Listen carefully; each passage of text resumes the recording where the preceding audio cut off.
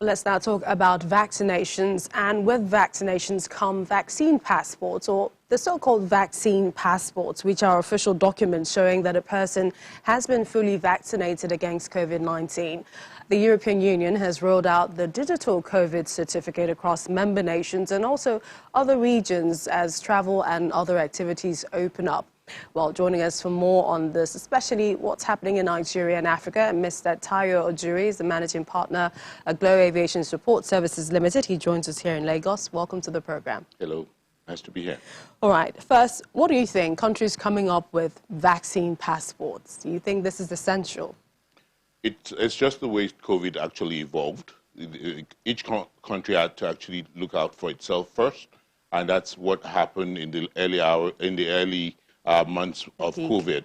But after a year and we've gone through this, we have lots of new priorities, new ideas have evolved, and we've seen lots of countries are now giving all that power to WHO to have one source of truth, a source of truth whereby a solution that would address countries across boards.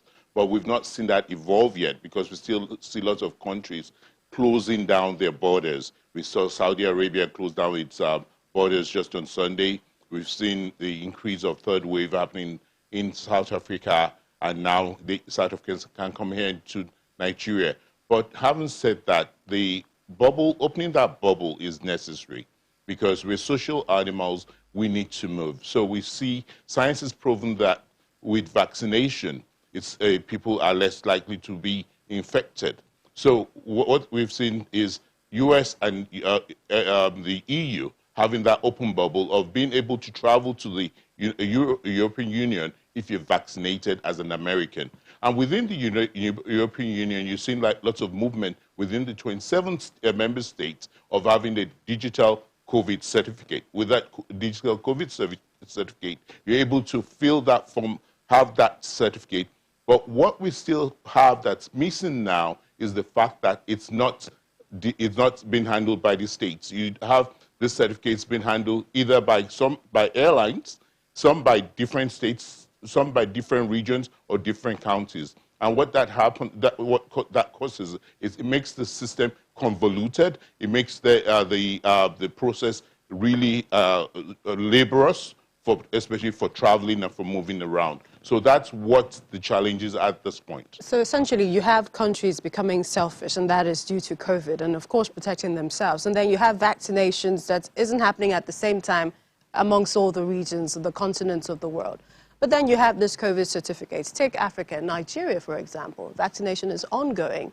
So if someone wants to travel from Nigeria and the person has been vaccinated with Covishield, AstraZeneca vaccine, and wants to travel to the EU, for example, how does that work? It's still not open yet because, like I said earlier, it's not a cross-border.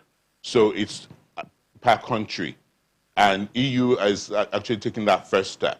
And what EU has done is because they're member nations. The African Union has actually not taken that consolidated step yet, because what we have as the biggest challenge, as at today we had the preview, whereby 1.3 million people have just been vaccinated, have just taken that two shots. Yeah. What that tells us is that we just have 2% of 200 million people. And even with that 200 million people, let's say 10 million people are travelers.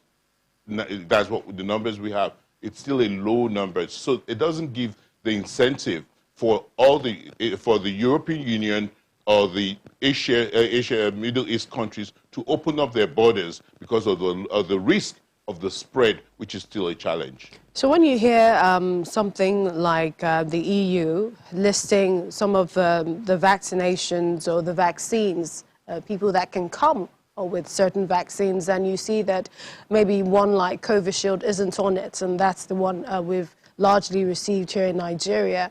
What does that tell you? That would actually be based on science, because science has shown that whichever maker, it actually went through the due diligence process. So with that due diligence process, it actually validates that process, the product has been real and been effective, and the efficacy of that product to fight whatever strain of the COVID vaccine. So that validation process would actually be a source of truth for passengers to be allowed to travel and be used to, even though they were vaccinated in Nigeria and it was a particular product, as long as it's been validated, especially by WHO as good, and especially by, don't forget, we got that vaccine from UN.